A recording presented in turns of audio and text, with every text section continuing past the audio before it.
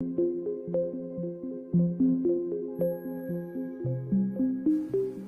name is Michael Phillips, and I am a time traveller.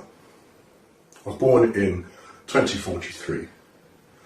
At the age of 18, I joined the army, had a few years there, and then I was recruited into the SES, the 21st SES Regiment to be exact. We carried out a number of missions in countries that I'm not allowed to name because I've signed the Official Secrets Act. And from there, I was contacted by a government department that called themselves Section 18. They told me they were a reconnaissance unit. However, it turned out to be something quite different. So I was then transferred to MOD Boston Down, and there they took me into a hangar, and in that hangar I saw this 8-foot sized spheroid object. I was then briefed on what this object actually was. Turns out it was a time machine. This time machine, it uses two micro singularities, one at the top and one at the bottom, to power the craft into it creates a gravimetric distortion, and distortion then tears a hole in time-space. What you'd consider as UFOs are actually time-space craft. They have the ability to travel in space and also time. Many UFOs that you do see in the skies are in fact time travellers.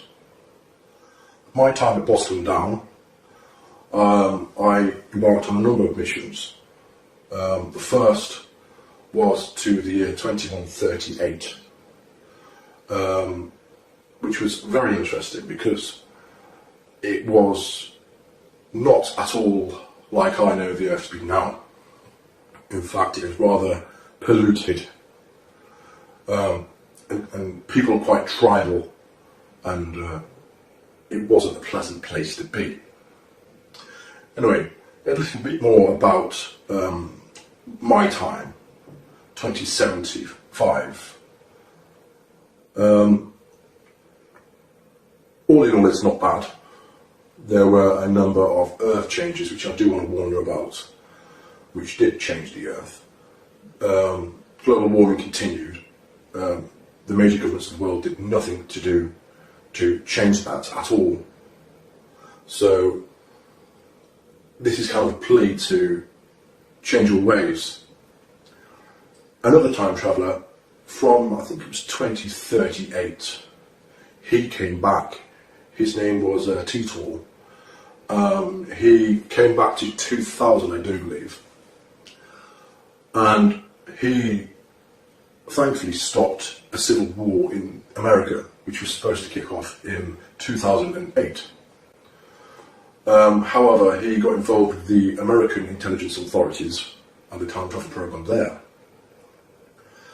And it was decided that America needed a single unifying event to bring the country together and to avert a civil war.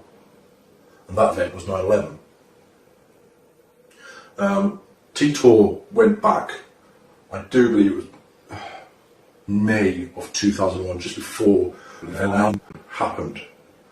So that's what happened there, and he did change the timeline, so the civil war in 2008 didn't happen.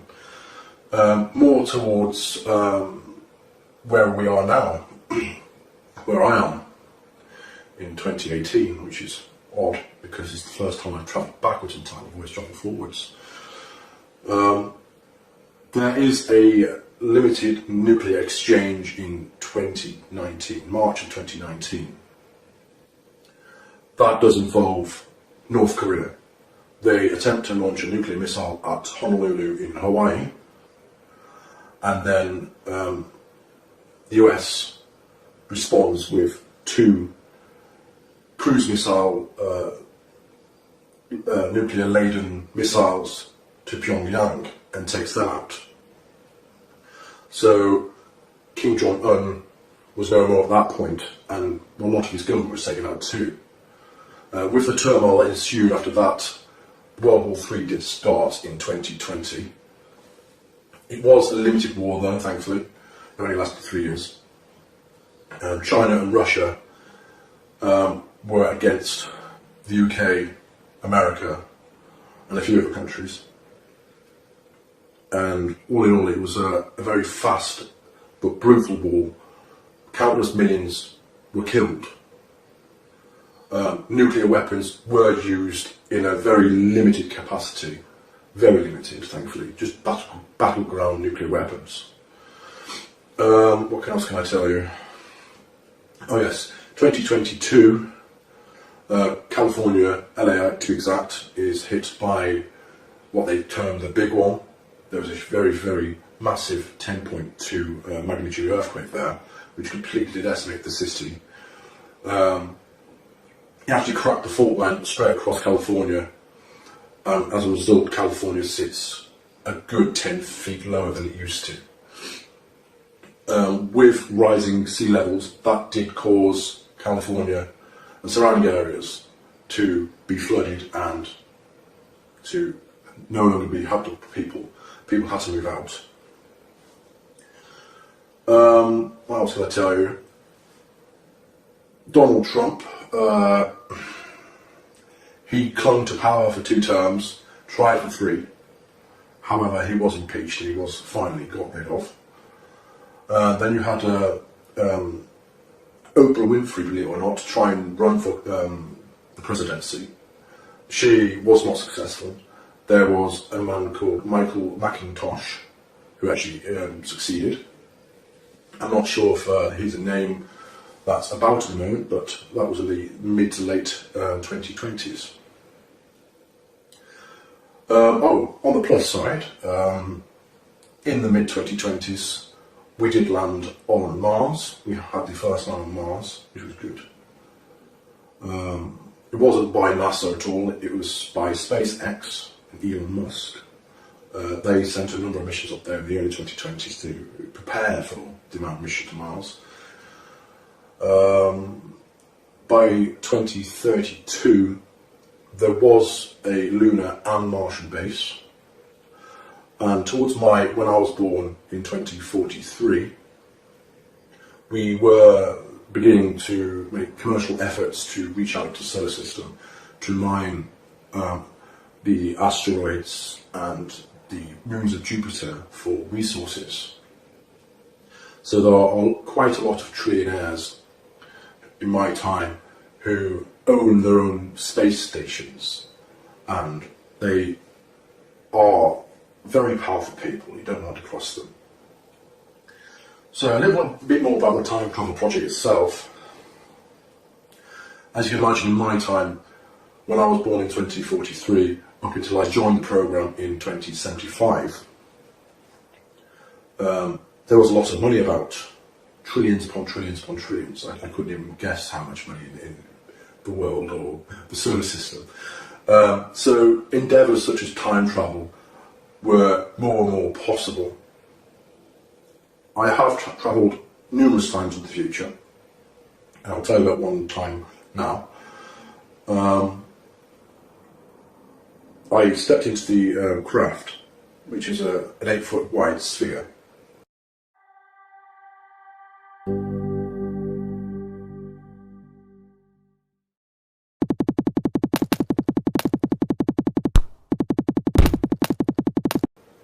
It uses 2 dual positive singularities, one at the top, one at the bottom, like I've said before, and it creates a distortion in the time-space via gravimetric forces. It is how can I say?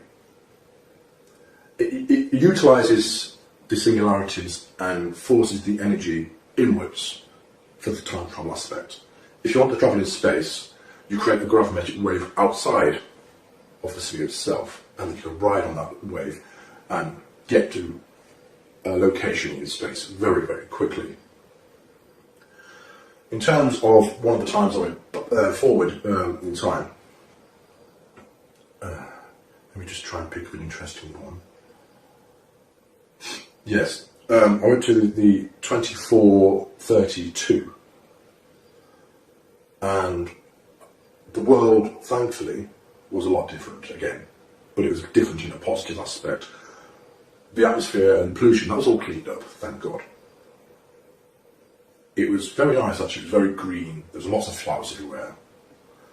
Everyone appeared to speak English, however I'm not sure if that was them speaking English or they had some kind of implant where they could understand English or speak in their language and you understood their language or what.